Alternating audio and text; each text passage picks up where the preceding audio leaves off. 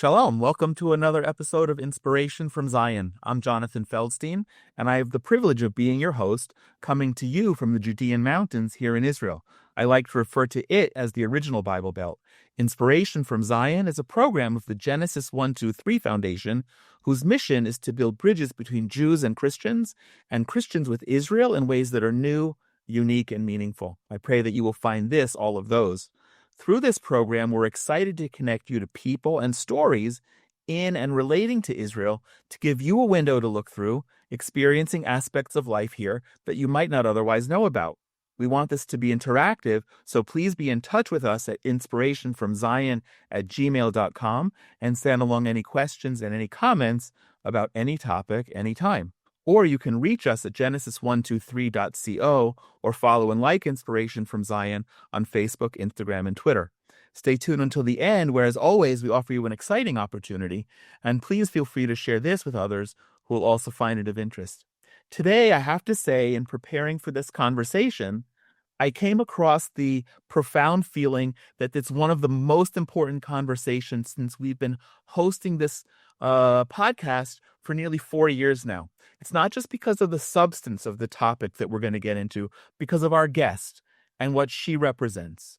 With this, we're also launching a new series, and I'm not sure that Erin knows about this, highlighting people all around the world who are not Jewish and who have stood with Israel and the Jewish people, especially since October 7th, 2023, and the Hamas attack and massacre, and who have done so at great personal cost, whether impacting and putting risk in their livelihood or even their lives. Accordingly, these are people who deserve our tremendous thanks, and also are and should be role models to the world. Using an historic example from the Holocaust, we're calling this and them modern righteous Gentiles. Erin Molan is an award-winning Australian TV and radio presenter. She hosts 69 X Minutes, a hard-hitting news program that reaches millions on X, formerly Twitter, each week. She also reaches millions via her own YouTube channel, covering international politics, current affairs, defense, national security, and on her X and Instagram accounts. Previously, she hosted her own primetime show, Erin, on Sky News, from which unfortunately she was fired in December of 24, but things have come out pretty well, and we'll talk about that too. And she was also a columnist for the Daily Telegraph and Stellar magazine. Erin's early career was spending over a decade as a sports and news presenter, as the first woman in Australia to serve as a host for a major sports broadcasting. Her personal experience with online abuse and harassment led her probably to be prepared for where she is in life today, but also to advocate for a new law to protect Australians online. It's known as the Online Safety Act, but also known by Prime Minister Scott Morrison as Erin's Law, which was passed in 2021. Erin travels widely, sharing her stories of persistence, resilience, failure, and always fronting up, regardless of what's thrown her way, plus ensuring that negative experiences become a catalyst for positive change, always with a laugh and a smile along the way. Erin considers inspiring and empowering the next generation of Australians as both a privilege and a responsibility, and I think, as a modern righteous Gentile, that she's an inspiration for young people worldwide. Immediately following the October 7th massacre, Erin began speaking out in a clear, loud, principled, and constant voice in support of Israel and against Hamas and terror in general. She's done so at great personal cost, but at the same time, her principled standing with Israel has also been a source of blessings, and we'll discuss these. Erin, I have to admit, we were just talking a little bit before beginning the recording. It's a little intimidating for me to host someone like you, not only who hosts your own programs and writes your own content, and I hope that I measure up to what you deserve in telling your story, and I thank you for making your time today, and welcome to Inspiration from Zion. Jonathan, thank you so much for that incredibly generous introduction, and you delivered it superbly. And can I also please give you credit on the fact that whilst you've gone through a whole list of amazing things that I can do, turning my laptop onto Do Not Disturb is not a strength of mine, clearly. You did not skip a beat as my beautiful little brother tried to FaceTime me to say happy birthday to my 7-year-old. So that, as a television professional, if you can do that and not skip a beat, you're a pro. So well done to you. Thank you so much. Thank you. I thank you. And I'm really grateful to all the work that you do, and I'm so sorry that my voice is needed. It should not be needed. What I say and what I stand for should be mainstream and should be very common. The fact that it's not is a very sad indictment on where the world is at, but it is an honor and a privilege to stand with you and your people, and I say that very sincerely. So thank you for having me. Agreed, but you know what, Erin? With your voice, let's revisit this in a year or 2 or 5 when your voice has had that even broader impact, and maybe, please God, it won't be as needed. But right now you are needed and you are that inspiration. And this is the first time that we're launching the modern Righteous Gentile, and I'm really honored to, if I may, on behalf of the Genesis 123 Foundation, bestow that on you. Oh, that is such an incredible honor, and it makes me feel so emotional. I feel like I was very naive prior to October 7, and people would stop me in the street after my beautiful dad died a couple of years ago, and they would say, thank you to your dad for being such an incredible ally of our Jewish community here in Australia and our Israeli community. And I would say thank you, and that's so lovely, and he cared deeply, but I would walk away and think, why would you need an ally? You know, I didn't quite understand. I understood what your people had gone through in the past, but not for a second would I ever have envisaged that we would be in the position we're in today, or that the level of anti-Semitism and hate would have existed, not even deeply under the surface, but quite shallowly, clearly. So to think in some way, shape or form that my voice has provided a little bit of comfort, and hopefully more importantly, has helped show others who are not Jewish and not Israeli the truth behind what is occurring, that is an immense privilege. And thank you. It means a lot. So what was let's jump in, Erin. October 7th is not quite 2 years ago.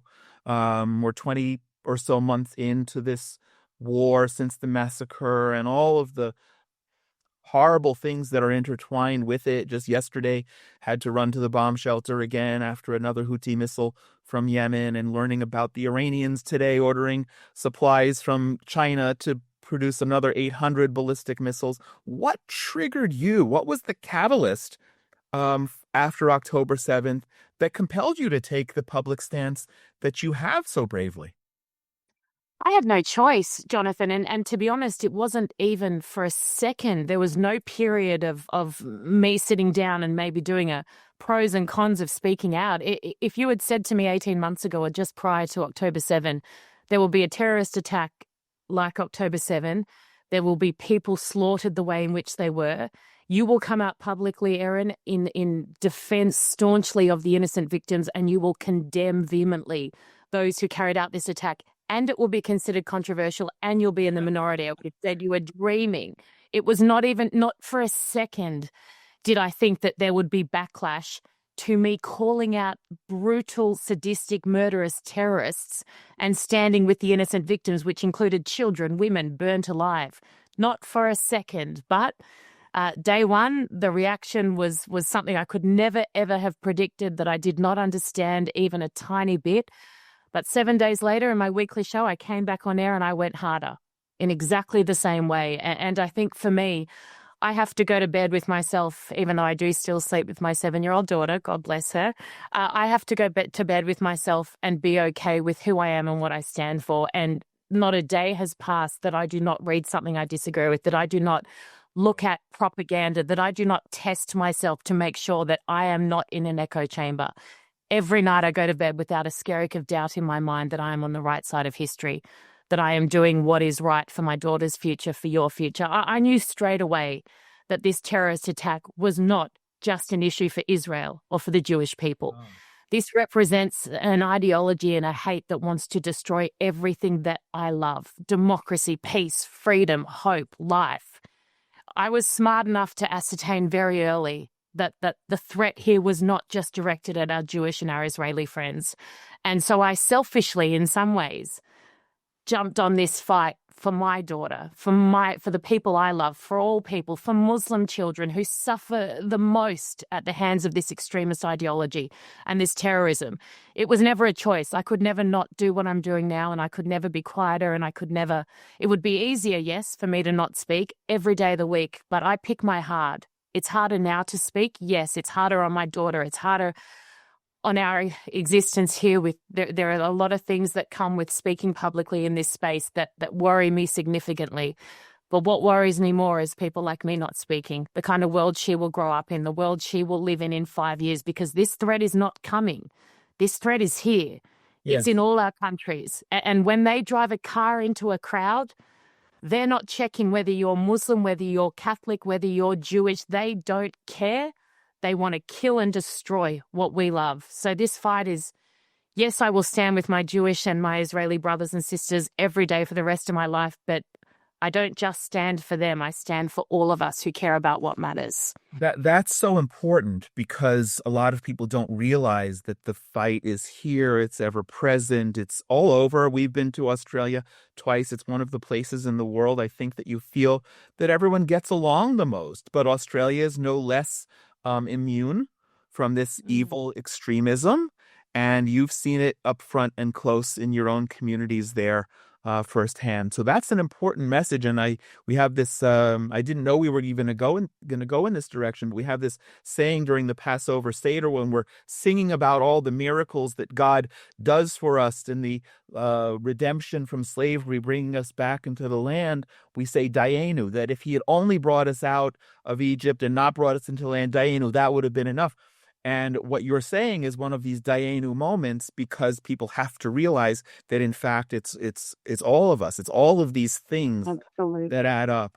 I'm curious, Erin, to what degree does your faith play a role in not just standing with Israel and the Jewish people, but in your views about the world? It's a great question. And I'm always brutally honest, much to my detriment, I think, sometimes. But I was born and raised Catholic. I would consider myself Christian, but I feel like in my early to mid-20s, I moved away from the church itself a fair bit. I have a little brother who is gay, and I looked at that organization as an organization. Oh, and this is my apologies. I don't know how to turn this off, so my apologies. I looked at that organization as an organization that made my brother feel less than he deserved, or not feel good enough. And that to me was something I found very difficult. And I think I then maybe moved into more of a spiritual place. Now I feel like I'm moving back a little bit more. I feel like as I get a little bit older, and particularly given what's occurred over the last 18 months, going to the Western Wall, I wrote a note to put in the wall, and I just lost every job that I'd had. My whole world had basically blown up.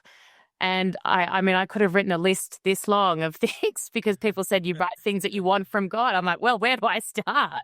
And I actually sat there outside before going in, and I don't know what it was, whether it was being in the Holy Land, whether something came over me so powerfully, and I just wrote, thank you.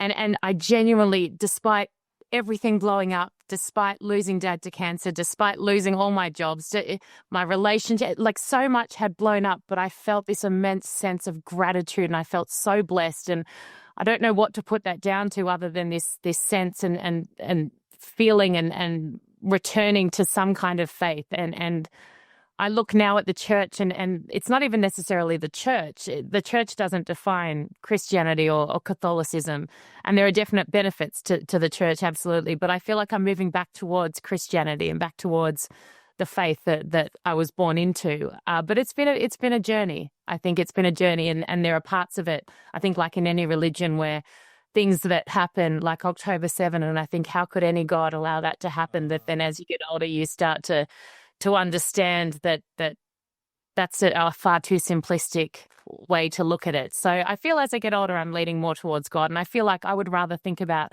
my beautiful dad up in heaven than in anywhere else. And I would rather think about other people I've lost, the Bebus babies in heaven, somewhere beautiful and loved and safe and peaceful, than anywhere else. So yeah, it's something I'm moving back towards. But in terms of it playing a major role, I guess the values, the foundation of Christianity, I was raised so heavily within that. And that is something that I always lived my life very proudly by those, not rules, but guidelines. And it's interesting. I look at things that are written about me in the media that have been for 20 years or something like that, and I could handle anything they would write about me that would be silly or untrue or made up. But when it was to my character, when it was to my integrity, when it was to anything to question a part of me about whether or not I was a good person or lived a life that I wanted mum and dad to be proud of, that's when I would arc up. And I feel like that's another, I guess, reflection on how I was raised to value the things that I was raised to value.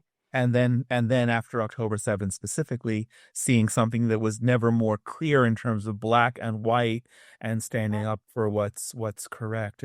That says a lot. This is the thing. I don't see grey here. So many people talk to me. There is no context that would ever justify what occurred on October 7th. There is no complexity. There is no blurred line. There is no grey. It is black and white. It is good versus evil. And for the life of me, I can't understand how 99% of the population can't see that as clearly as I do. Right. Well, that's why we're giving you a voice, and pray that will be magnified and amplified all over the world. You alluded to it in the long list, as you said it, of the long list, reams of paper you probably could have filled with a prayer for God at the Western Wall, but you simply wrote thank you, and that reminds me of what I always tried in the last 20 months, and you'll relate to the biblical story of Moses sending out the spies to check out the land, and 2 of them came back with a positive report, and we remember their names, Joshua and Caleb, but 10 came back with a negative report, and we don't really remember their names. And for me, while we've been through so much, and I could create that same laundry list of all the traumas and stresses and problems that still exist here, I always try when I'm presenting to be one of the good spies, one of the people presenting a positive report, the blessings, and there have been so many blessings, so many miracles that have come out of this. And, you lost your father more recently. Me, it's, 28, 29 years.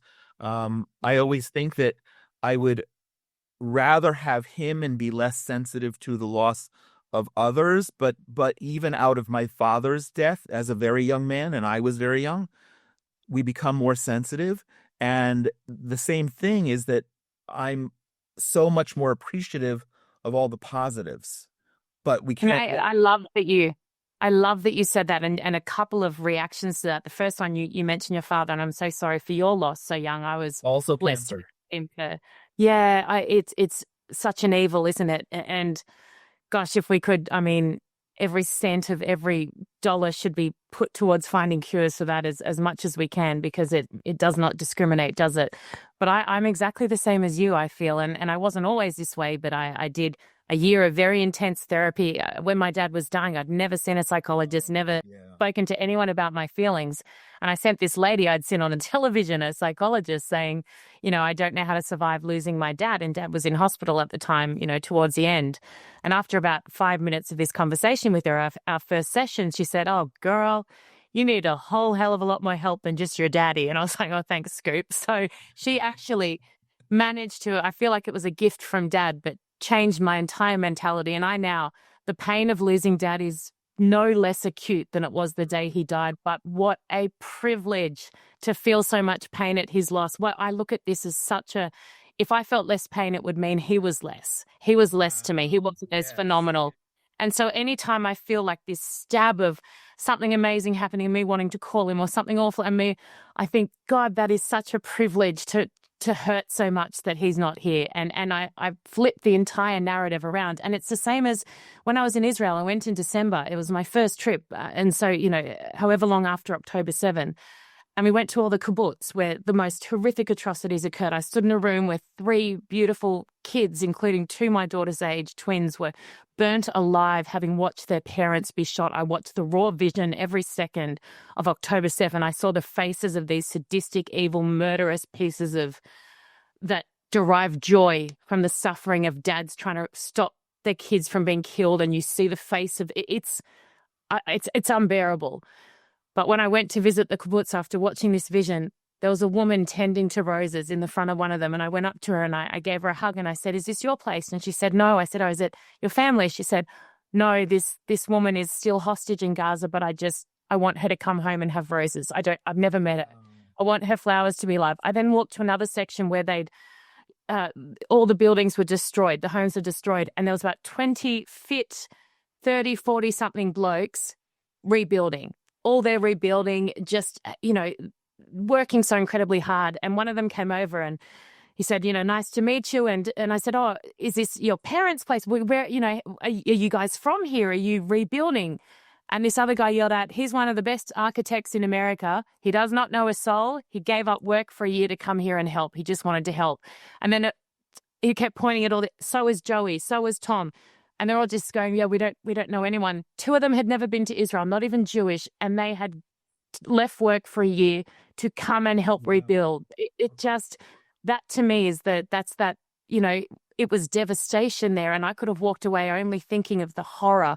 But I walked away thinking, who are these incredible people that just see hope and life and love despite what's gone on? And I felt so optimistic, and that's, most of them were Jewish. I look at your people and I think you're just insanely strong and resilient and inspirational. Right. But if you ask most of us, I think we'd probably go back to October 6th and never had the opportunity for all of these remarkable miracles and blessings that have come and kept in our bubble without this. But the fact is, and you alluded to it so perfectly, I don't remember the exact phrase, but I'm going to borrow that in terms of your father. If your father didn't deserve the grief and the loss that you experience still and always will, then he wouldn't have been as amazing. And the same thing is that we have to I wouldn't give balance it. that up. Yeah. So let me segue, because you alluded to that list again, and you've been the victim of really gross threats. I'd love if you would discuss some of those, but also then in the context of what we were just discussing, would you have done something different? Would you have done something different that would have immunized yourself from all of those? Look, I'm a mum, and my number one job in the world is to protect my child and keep her safe. So to say that this hasn't been excruciating at times would be lying to you. But that does not mean for a second that I have regretted any of it, and I haven't. And I'm very lucky in that her father, we separated 3 years ago. He's incredibly supportive of what I do. He understands what I do. He has very legitimate concerns, as do I, which we manage in the best way that we can. The threats are horrific in that they are very specific. They involve her a lot. They are what security and police forces would describe as legitimate a lot of the time, which is terrifying. But to allow people like that to win is something that just won't happen on my watch. And I was so lucky to have Dad and to watch Dad. And Dad was a phenomenal human being, incredibly brave. He went to Iraq for a year. He ran the war there for the US and Allied forces, the first Australian general to run the entire war. General Petraeus put him in as chief of operations, and he ran the Battle of Fallujah, the first democratic election in decades in that country. And his moral compass was unlike any other. And he was someone I watched from a very young age, clearly, always doing what was right, even when it was immensely difficult. And I listened to stories. I listened to him talk about when they were looking at targets and terrorists, Al-Qaeda, ISIS, people he was trying to eliminate, not just for the Western world, but for the people there as well who deserve to live free of that terror. And he would say, and there's a childcare center here, and there's this here, and there's, we've got to be proportional, we've got to do this. So we wait till after hours, and then we know that the process they go through to minimize civilian casualties, to do what is right, to follow the rules of war. And he used to always, I'd say to him, "But Dad, they don't. How do you fight a war against terrorists who don't follow any rules when you guys have to?" And when I was younger, I didn't understand. It didn't sound fair. And he would say, "Well, what are we fighting for? if we lower ourselves to who they are and what they do, what are we fighting to protect? What values, what society are we fighting to protect? And it wasn't until I was much older that I understood that. And even when he got home from Iraq, they called him a war criminal. They protested against him. And I remember him looking at me one day when there was a big protest organized at University of Sydney, because, I mean, they were so stupid. They thought, oh, he was at war criminal, rather than, gosh, how lucky are we that there are people brave enough, strong enough, disciplined enough, courageous enough to go to war to keep people like us safe. No, they called him a war criminal. And he looked at me and he said, you're nobody till they protest against you, darling. And we had a laugh, and I kind of, 2 days later, I went into his study at home, and one of the placards that they were holding, he got laminated. He put up on his wall. And I think I always think about that. He was cheeky like that. And the beauty of Dad was that he knew so clearly within himself what he stood for. And he knew what the difference between right and wrong. His moral compass, as I said, was superb. Nobody else could ever challenge that. If he knew that he was in the right, then there was absolutely nothing that any of them could say or do that could convince him otherwise, even if it was difficult. And he now holds a record for the most voted individual politician in Australian history. Wow. So that's insane. He was a major general, then went into politics, and the Australian public loved him so much because he was no nonsense. He was a 6'6", big, powerful major general. But the smartest, the kindest, the most sensible, he would call a spade a spade. He cared deeply about people. And so more Australians voted for him individually than anyone else in the history of our politics. So he was a special human being. So I attribute a lot of my ability to overcome things that are difficult and that are hard because he did. And he did it with so much grace and with a smile and a laugh, which I love it. I didn't know that we were going to go this direction, but I love how much your father is coming up in the conversation because he's such a part of you. And so I don't forget, let me articulate that. I just pray that, he's also living on in you, and your voice is that reflection of him. And I pray that that will always be the case, not just because of what you're doing, why we're having this conversation, but also even if people never know of him, that's a light that continues to shine through you. I think a lot of, I still get very emotional thinking of him because I love him so much. But they say in some cultures you die twice. Once when you take your final breath, and the second time when people stop saying your name. So I feel like I use every opportunity possible to say his name, A, because it's relevant and he's a big part of who I am and why I do what I do, and B, because I promised him when he died and took his last breath that he would never die twice. So what was your other name? You haven't said your father's name. Jim Molan. Jim Molan. Okay. Yeah. We will continue to say his name as well. Erin, you have a hard stop. It's another one. Calls. That's okay. Not that like it's all my family trying to FaceTime, even though she's at her desk and I'm about to go. Yeah, we're trying to go and have a great celebration. No one calls me normally. With your 7-year-old daughter, and that's wonderful. Yes. But I have 2 more questions. Please. I want to wrap up. We've used the analogy of being a modern righteous Gentile coming from the Holocaust. And I don't know to what extent you are imbued with Holocaust history, but one thing that always shocks me is that while here from the blessing side, there are tens, maybe hundreds of thousands of Jews alive today who owe their lives to the people who were saved by Gentiles, mostly Christian, throughout Europe, and they were mostly European. But what always shocks me is in the whole continent, there were fewer than 27,000 people who stood up to save lives. Now, we know what the risk was. If they even perceived that you were saving Jews or helping Jews, you would be shot. You would be executed. No trial, no nothing. So my question to you is, what's holding people back now? What's muting their voices now that people are afraid of? I know that you've said in other interviews that you do get a lot of quiet support, and you refer to yourself as part of a silent majority, and that may be true. But why are they silent? Why is it still a tip of an iceberg, and we don't see the rest of it? It's a really great question, and it's one I haven't been asked in that framing, and it's gotten me thinking. I've never thought about it like that in regards to the severity of what was at stake back then in terms of losing your life to what now would be considered a far less severe consequence for speaking up. But the way I would answer that, I think, and I remember learning about the Holocaust at school, and even as a very young person, the thing that never left my mind was trying to understand how people watched on. I think that for me, even as a young girl, was something I could not comprehend, was how so many people did nothing. And yes, I understood the threat they were under and all these different things, but that was the one thing that stayed in my mind for many, many years. Why enough other people don't speak out? I feel like it's relative. And I use this example. I remember when I was 18, 19, and a girlfriend of mine was 16, and she lost her mum to cancer. Her name was Heather. And she was sobbing hysterically sitting next to me on the stairs. And another of her friends, who was also 15, 16, came over, and she'd just broken up with her boyfriend. And she sat down and she was sobbing hysterically, and both were sobbing, and both as hysterically and as traumatized. And I remember saying to Heather after the other friend left, after we comforted her, like, are you angry? Like, you just lost your mum and she's here, she just broke up with her boyfriend. And I remember Heather saying to me, as a 16-year-old who just lost her mum, it's all relative. That's the most awful thing that she can imagine happening to her now, or that has happened to her. So that's her bar, and this is the worst day of her life.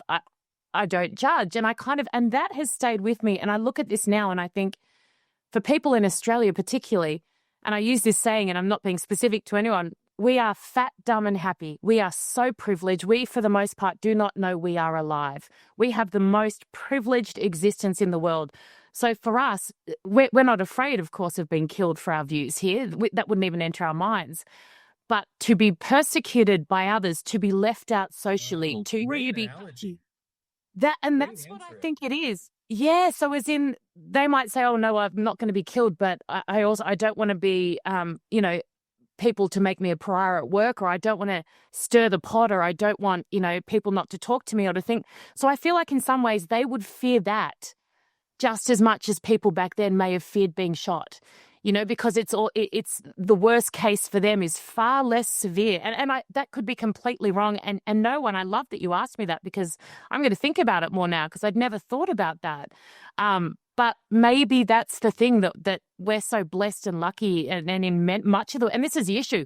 Why can a feminist here in Australia try and get someone sacked from a workplace because he complimented a woman's dress, and the next day march with a Hamas flag calling for intifada? How does she in her mind somehow, in her mind justify that she can march for Palestinians, but you can't compliment a woman's dress at work? She can march for a terrorist, for Hamas, that slaughter women. And I feel like, of course she can, because there's no consequences for her. It's a complex but a great question, and one that I will ponder now for the rest of the night. Well, then we will, God willing, continue this. Yes. I love to know your thoughts, but your answer was terrific. Thank you for that. Thank you. Really, very, very, very. Maybe what part of the answer also, the follow-up to that, is that voices like you need to burst the bubbles of those people, that they see that there is more. And this is, it's a great point, in that you've got your section of society who are malicious, anti-Semitic, terrorist lover. You don't want them. You write them off. You'll never get them. You don't want them. It's that mainstream middle group who are getting snippets of a narrative that is skewed, that is false, that is slanted, and they get it from mainstream media in Australia, the ABC. Day 500 and something of Israel's illegal invasion of Gaza. Now, if you're a 45-year-old single mom in Western Sydney who doesn't have the luxury of going home and immersing herself in this conflict, it feels far away from her. She's trying to figure out how to pay the bills, how to pay school fees. She's exhausted. She hears that as she gets out of the car with 5 bags of shopping, and she thinks, oh, those awful Israelis, that illegal invasion. She's watching, I was watching commercial TV, and the opening of the coverage of the hostage/prisoner exchange was a Palestinian prisoner on the shoulders of a man.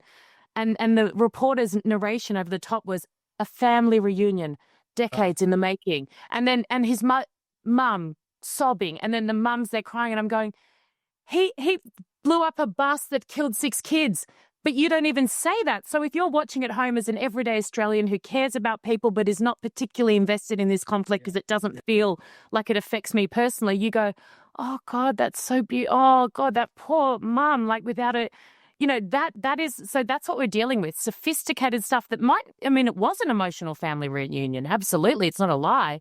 But what they omit to tell you is why he was in prison. And then we get like a throwaway, oh, and here are the Israeli hostages home next. So if you're just watching it, not me or you who live this day in, day out, you go, oh, God, that's, and then you move on with your day. So I feel like that a lot of people, that shapes their narrative. That's the highest rating news program in our country. The number one program is the 6 p.m. news, and that was on the 6 p.m. news. So you're right. Even those who understand it may fear speaking out, but there's probably a hell of a lot more of people who don't, or who think they who understand what they understand, who don't know any better, and who think, why would I speak out for them? They're killing kids in Gaza. That's the issue. Right. Whereas we all know Hamas is killing kids in Gaza, but that's what I'm trying to do in my work, is to not convince people to agree with me. I want to tell people what the actual reality is, and then let them make up their mind. And I think the greatest email I've gotten from a bloke who worked down in the mines in Queensland, not sophisticated, not into politics, not into geopolitics, foreign affairs, etc., sent me an email a little while back and said, Erin, I've just watched one of your videos. I wanted to let you know my values and my beliefs have not changed, but the side I now realize they align with has. And I just, that's me winning, right? Like, I love you guys, but you agree with me. I am best used reaching out to people like that, where I can say, I care about kids in Gaza too. Let me explain why they are dying.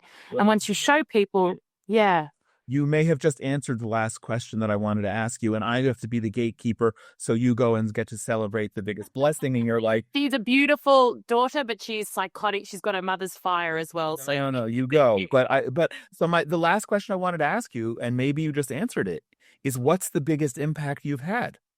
Well, to me, that, the other story, and I'm so glad that you asked this as well. So that the reaching out to those who are not Jewish, not Israeli, but who are decent people who just don't understand, and not because they're dumb, not because they don't care, but because they're fed a very sophisticated narrative that is funded by we all know who, et cetera, et cetera. One of the other moments and interactions that just means so much to me, and because of my dad being in the army, when on my first trip to Israel, I did a big talk with a few thousand people, and right before I went inside, I was waiting outside doing some photos of people, this young man ran up to me and he pulled out of his pocket, then he said, I couldn't get, the tickets were all gone by the time I tried, I couldn't get a ticket, but I just drove hours to give you something, and I'm going to get it for you. Give me one tick. Okay. Okay, show and tell. First show and tell on Inspiration from Zion. Just because this is very special to me, and when things feel a little bit hard. So excellent. He said, this is the flag that I was wearing on my uniform on October 7 when he was sent into Gaza. And he said, he lost a lot of friends, a lot of people on that awful day, and then in Gaza after that. And he said, it's hard enough going into war.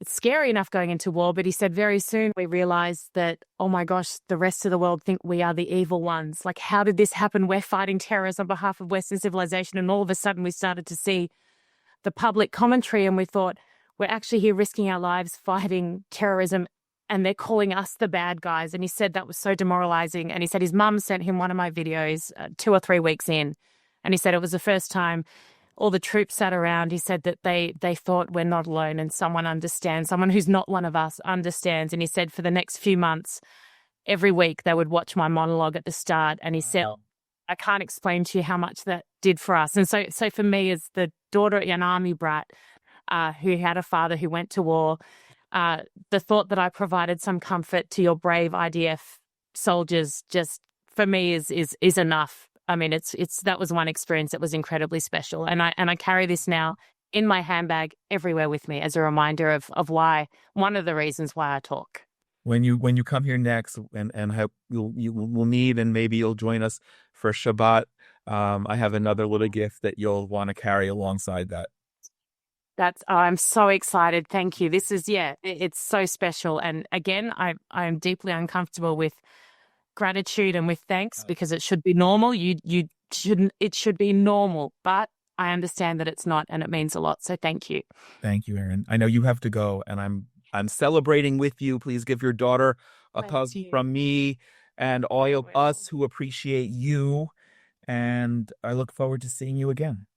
You are wonderful. Thank you so much for having me. And again, I'll reiterate that it's an honor and a privilege to stand with you and your people, and I will do so for the rest of my life. So thank you. Thank you, Erin. God bless you. As we've done now for 4 years, everyone who follows the Genesis 123 Foundation program gets an opportunity for what we call a special gift from Jonathan's bookshelf. Used to be, we're giving out other very important books here from Israel, about Israel. But for almost 2 years now, we have been offering a beautiful, magnificent copy of our book that we published, Israel the Miracle. We published it right before the war came out. It's a stunning coffee table book with 75 essays by Christian leaders from all over the world writing about why Israel is so significant. And it's a $75 retail value. So all we ask that you do is follow and like Inspiration from Zion here. And when you follow, like, comment, and or share, we pick one person each month to receive a free copy, and we'll be in touch. So please do that. We're always grateful that this podcast is sponsored by our friends at the Willow Run Greenhouse in Culpeper, Virginia. If you're ever in the area, I always encourage people to stop in and thank them for helping meaningful conversations like this be possible. And special thanks again to the Coyne family for their meaningful friendship and sponsorship.